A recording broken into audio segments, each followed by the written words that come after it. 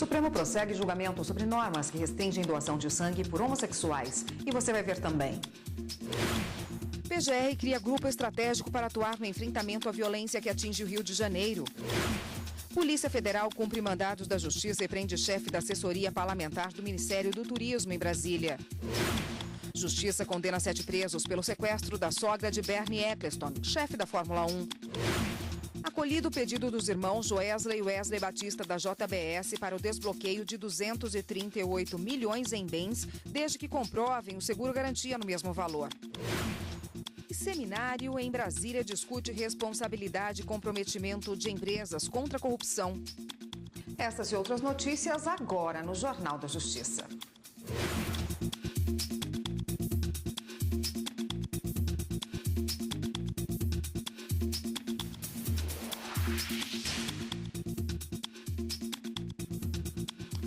Olá, boa tarde para você. A Polícia Federal prendeu o chefe da assessoria parlamentar do Ministério do Turismo e fez buscas na sede da pasta em Brasília. A Operação Lavate investiga crimes de lavagem de dinheiro. Carolina Chaves tem os detalhes para a gente. Boa tarde, Carolina.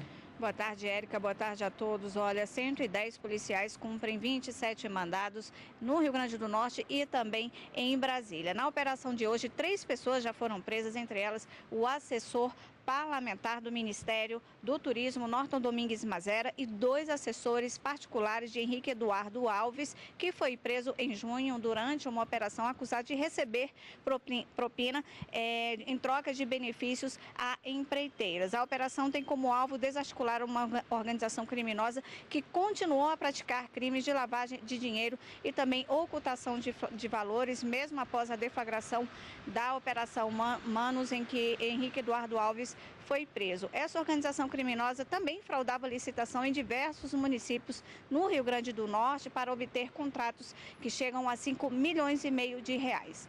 O Ministério do Turismo diz que vai exonerar a Norton e que colabora com as investigações. E lembrou que os mandados de busca e apreensão se restringem apenas à sala em que Norton trabalhava e que o Ministério do Turismo não é alvo de investigação. Érica. Obrigada, Carolina. A auditoria da Justiça Militar no Rio concedeu uma liberdade provisória ao tenente da PM que atirou contra um carro na Rocinha na última segunda-feira, matando uma turista espanhola. Ribeiro já havia sido beneficiado com a liberdade pela Justiça Comum, mas permanecia preso por responder também a inquérito na Justiça Militar. Além do tenente, um soldado também foi beneficiado com a decisão. Apesar de conceder a liberdade, a magistrada responsável pelo caso determinou que os PMs não exerçam atividade externa. O tenente da PM confessou ter atirado contra o carro de Maria Esperança, de 67 anos, mas alegou que o motorista não respeitou a ordem de parada em uma blitz.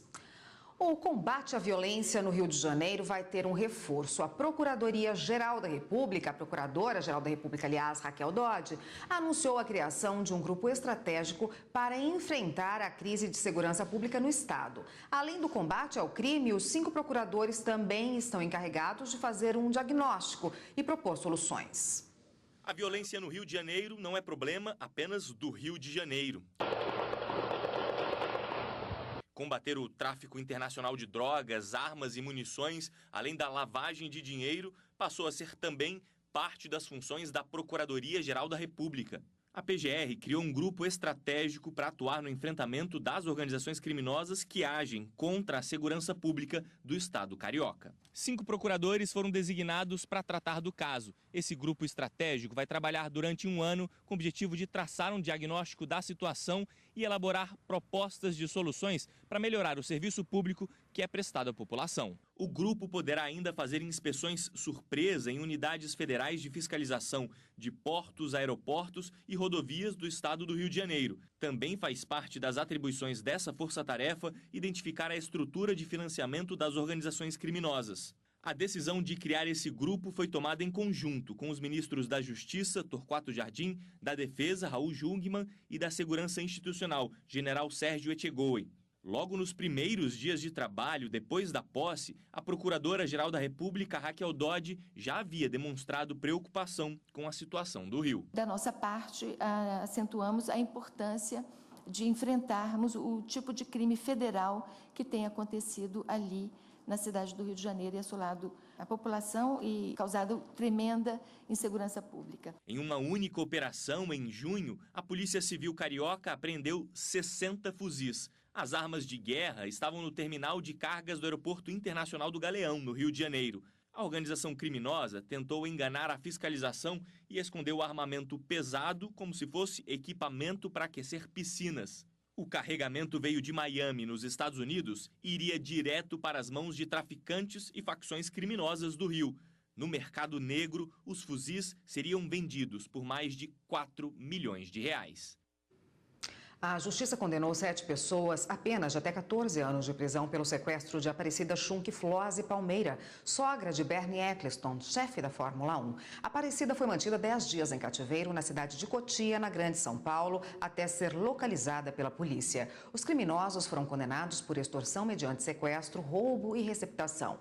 As informações da condenação foram divulgadas nesta quarta-feira pelo Tribunal de Justiça de São Paulo. O juiz José Roberto Cabral Longaretti, da 13ª Vara Criminal da capital, entendeu que as provas colhidas pela polícia não deixaram dúvida quanto à autoria do crime. Aparecida foi levada de casa na zona sul da capital paulista no dia 22 de julho de 2016, após os criminosos simularem uma entrega de mercadoria na residência que teve objetos roubados. Eles pediam 168 milhões de euros de resgate. A Justiça Federal acolheu o pedido dos irmãos Joesley e Wesley Batista, da JBS, para o desbloqueio de 238 milhões em bens, desde que comprovem o seguro garantia no mesmo valor. A repórter Evne Araújo tem as informações para a gente. Boa tarde, Evne. Oi, Érica, boa tarde. Pela decisão, os irmãos Batista têm um prazo de até 10 dias para anexar ao processo um documento que comprove esse seguro garantia. O bloqueio se refere à denúncia contra Wesley e Joesley por uso de informações privilegiadas e manipulação de mercado. Eles estão presos desde setembro, sob a acusação de que se beneficiaram do acordo de colaboração premiada firmado com a Procuradoria-Geral da República para obter lucro no mercado financeiro. Érica. Obrigada, Evne. E a Justiça de São Paulo concedeu habeas corpus a motorista que atropelou e matou 3 pessoas na madrugada do último dia 30 na Marginal Tietê, sob efeito de álcool. Thalita Sayuri Tamashiro, de 28 anos, estava presa desde o dia do acidente. Segundo a Polícia Militar, na ocasião, as vítimas estavam fora do carro para a troca de um pneu furado quando foram atingidas pelo veículo conduzido por Thalita. Naquele dia, a motorista relatou aos policiais que havia ingerido bebida alcoólica antes de dirigir e que estava usando o celular quando ocorreu o acidente. A decisão unânime foi tomada pela 16ª Câmara de Direito Criminal do TJ de São Paulo. Na decisão, os desembargadores obrigaram Thalita a comparecer ao juízo trimestralmente para informar e justificar as atividades. E ela está proibida de frequentar shows, bares, restaurantes ou estabelecimentos em que haja a venda ou consumo de bebidas alcoólicas. E hoje pela manhã teve sessão plenária no Tribunal Superior Eleitoral. É para lá que a gente vai agora saber quais foram os destaques da sessão. Boa tarde, Henrique Amaral. Boa tarde, Érica. Boa tarde a todos. Os ministros do Tribunal Superior Eleitoral julgaram mais de 30 processos hoje de manhã. Na sessão administrativa, foi aprovada uma nova súmula que torna inadmissível no TSE recurso especial sobre questão que não tenha sido debatida na decisão recorrida ou então objeto de embargos de declaração. Já na sessão jurisdicional, o plenário aprovou com ressalvas a prestação de contas de campanha de 2012 do Partido Republicano Brasileiro, o PRB.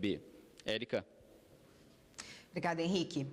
2 arquivos da investigação da Operação Lava Jato no Rio sumiram. Os documentos digitalizados desapareceram do sistema. Segundo o juiz Marcelo Bretas, as 2 pastas já foram recuperadas por técnicos da Justiça Federal. Mesmo assim, foi aberta uma investigação para descobrir se foi um ataque cibernético ou um erro no sistema. O pedido para apurar o sumiço foi feito para um órgão chamado Diretoria do Foro, que o encaminhou ao setor de tecnologia do Tribunal Regional Federal. E você vai ver no próximo bloco do Jornal da Justiça. O Supremo prossegue julgamento sobre normas que restringem doação de sangue por homens homossexuais. Voltamos em instantes.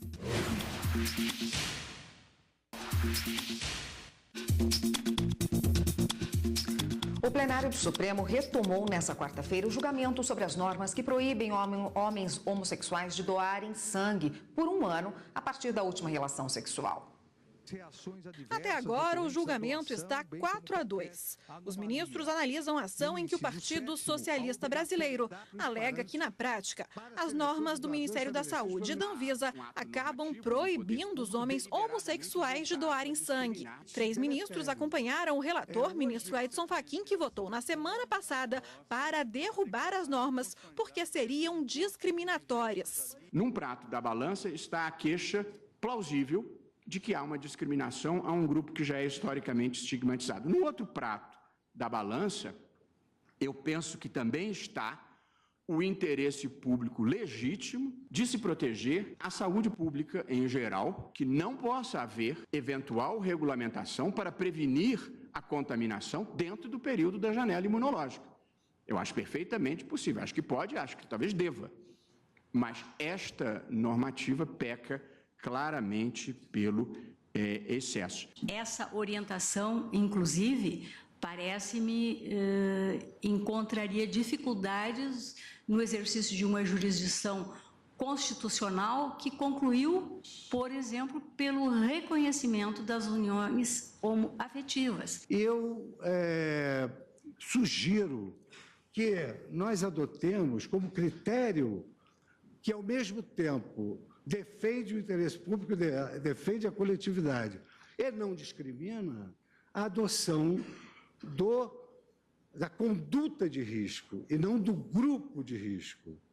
Exatamente porque a conduta de risco, ela preserva a sociedade e, ao mesmo tempo, permite que esses atos que encerram a construção de uma sociedade solidária sejam realizados. 2 ministros sugeriram uma mudança nas normas. Para eles, o sangue deve ser armazenado para testes, até que se verifique que não há qualquer risco de contaminação. Entendo que, nesses casos, o material coletado deve ser devidamente identificado, separado, armazenado, e a lei diz que é possível o armazenamento, e submetido aos necessários testes sorológicos somente após o período da janela imunológica, que deve ser definida como necessária pelos órgãos competentes, no sentido de afastar qualquer possibilidade de eventual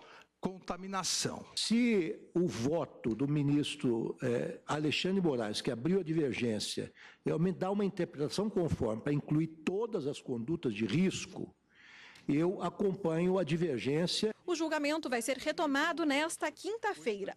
Ainda faltam votar os ministros Dias Toffoli, Gilmar Mendes, Marco Aurélio, Celso de Mello e a presidente ministra Carmen Lúcia.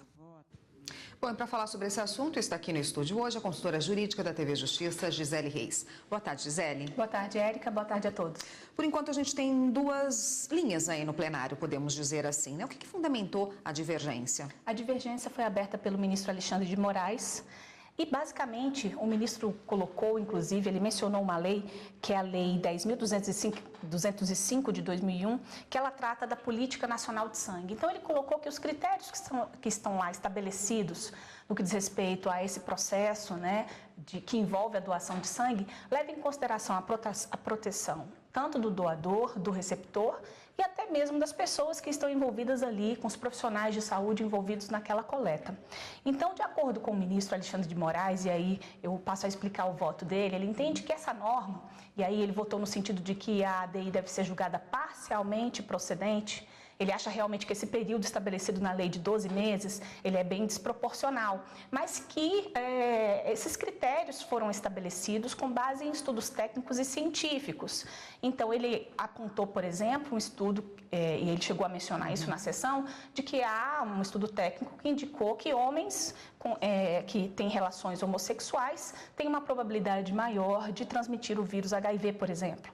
Então, ele colocou que existem outras restrições que não levam em consideração a questão da orientação sexual, mas pessoas que têm piercing, tatuagem, até citou um caso, por exemplo, de quem salta de paraquedas não pode, por um período de 48 horas, doar sangue. Então, são critérios que levam em consideração estudos técnicos e científicos.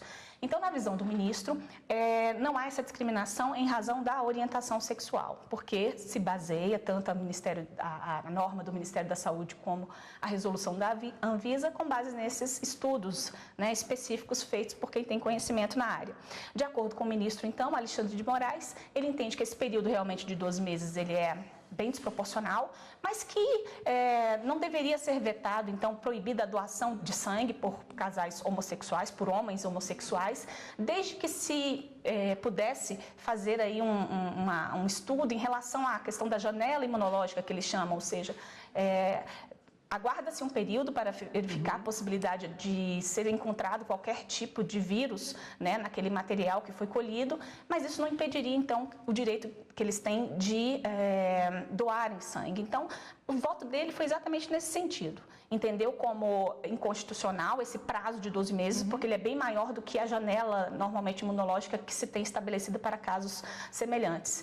Então, não impediria a doação, mas também o sangue ficaria aí retido, analisado por um período até que pudesse ser disponibilizado com segurança para o receptor e também não houvesse aí nenhuma possibilidade de contaminação por parte daquele profissional de saúde que manuseia o material que foi colhido. Sim, o julgamento deve continuar hoje, né? Vamos ver qual é a pauta de hoje no plenário do Supremo Tribunal Federal, então. Direitos fundamentais é o primeiro processo da pauta. Será retomado o julgamento da ação direta de inconstitucionalidade, onde se questiona dispositivo que determina prazo de 12 meses de proibição de doar sangue para indivíduos do sexo masculino que tiveram relações sexuais com outros indivíduos do mesmo sexo. Ordem social é o tema seguinte, com outro julgamento que retorna à pauta.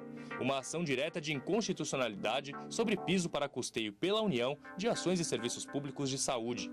Tribunal de Contas é o próximo tema com outra continuidade de julgamento.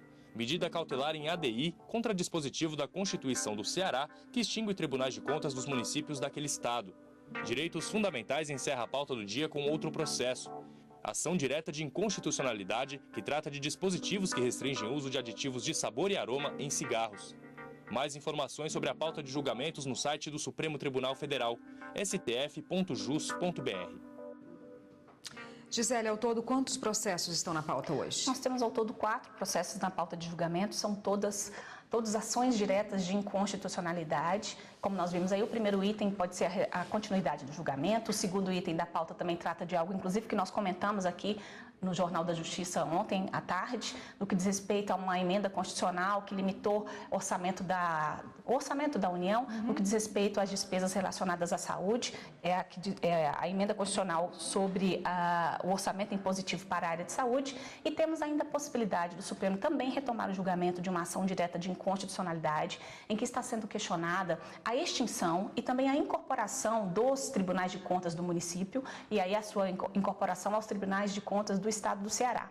Então, está sendo questionada uma emenda constitucional recente, a Constituição do Estado do Ceará, que ela é de 2017, e o Supremo, se tiver condições e houver tempo, poderá, então, também retomar a análise deste caso. Tá ótimo, Gisele. Obrigada pela sua participação por hoje. A gente se encontra de novo semana que vem. E eu que agradeço. Até lá. Até lá. E você vai ver no próximo bloco do Jornal da Justiça. Seminário em Brasília discute responsabilidade e comprometimento de empresas contra a corrupção. A gente volta já já. O plenário da Câmara dos Deputados rejeitou o seguimento da segunda denúncia apresentada contra o presidente Michel Temer pela Procuradoria-Geral da República. Temer e os ministros Eliseu Padilha e Moreira Franco foram acusados de formação e organização criminosa e obstrução da justiça. Por volta das 5 horas da tarde, o plenário da Câmara atingiu o quórum para a votação. 342 deputados. Autorização para a instalação do processo 217 do Supremo Tribunal Federal referente à denúncia formulada pelo Ministério Público Federal em favor do excelentíssimo senhor presidente da República, Michel Miguel Elias Temer Lula e dos senhores ministros de Estado Eliseu Lemos Padilha e Wellington Moreira Franco nos autos dos inquéritos 4483 e 4327. Os parlamentares votavam sim a favor do parecer que pedia a rejeição da denúncia contra o presidente Michel Temer e não contra o relatório da Comissão de Constituição e Justiça. Ao analisar o caso, a CCJ entendeu que não havia provas para investigar Michel Temer.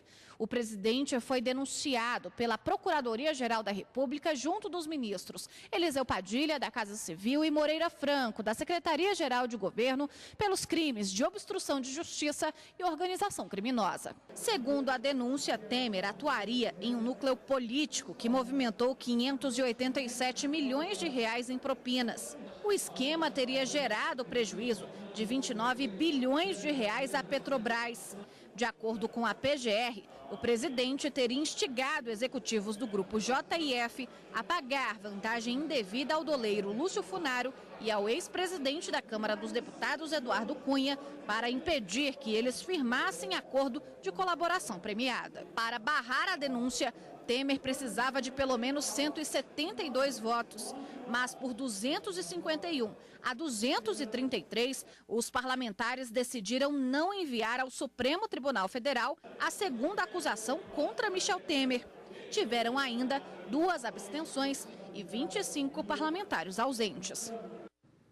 O Ministério Público Federal, a Polícia Federal e a Força Tarefa cumprem hoje mandados da Justiça no Maranhão contra suspeitos de práticas de crimes previdenciários. A operação foi batizada de Vetores 2 e apura concessão de benefícios da Previdência por meio de fraude. Estão sendo cumpridos 5 mandados, sendo um deles de prisão preventiva, 2 de condução coercitiva e 2 de busca e apreensão.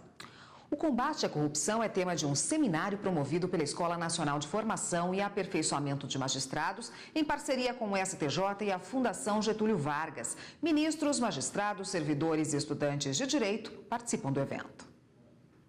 Em tempos onde deputados, autoridades e grandes executivos estão sendo alvos de investigações por desvio de dinheiro público, a corrupção tornou-se um dos assuntos mais comentados nos últimos anos. E o seminário Programas de Compliance debateu esse tema e abordou a importância da honestidade nas instituições. A presidente do STJ, a ministra Laurita Vaz, fez a abertura do seminário e enfatizou que a corrupção é um câncer na sociedade. A corrupção é um câncer que compromete a sobrevivência e o desenvolvimento do país. Estamos pagando o preço, com prejuízos financeiros e econômicos de altíssima monte. O que não podemos fazer é perder a oportunidade de aprender com os erros. Para o ministro Vilas Boscoeva, um dos coordenadores científicos do evento, a Justiça tem um papel importante contra a corrupção e é preciso discutir medidas para combatê-la. Que haja programas de autorregulação, que as empresas tenham programas próprios de cumprimento de normas, que previnam os riscos do descumprimento do direito, né? E isso tem acontecido com cada vez maior importância no mundo todo. Compliance significa seguir as leis e regulamentos internos e externos de uma empresa. Os programas de compliance foram criados para cumprir normas e evitar que as instituições recebam multas, restrições legais e punições judiciais. Compliance é exatamente hoje a maior preocupação de empresas privadas, empresas públicas. E boas práticas é o que nós vamos discutir hoje o dia inteiro. Esses programas todos que vão ser expostos são formas de combate à corrupção, prevenção de trabalho contratual limpo, transparente, atuação transparente da administração pública. Quando a gente fala de compliance, a gente fala de algo que envolve a mudança da cultura das instituições, tanto as públicas como as privadas.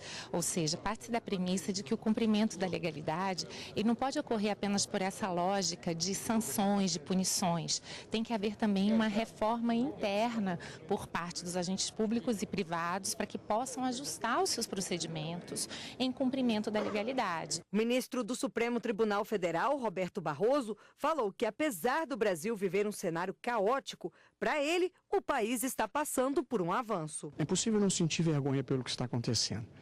Mas é impossível não ficar orgulhoso por um país estar nesse processo relevante de tentar se refundar e superar essas velhas estruturas que não tinham como ativos relevantes a honestidade e a integridade.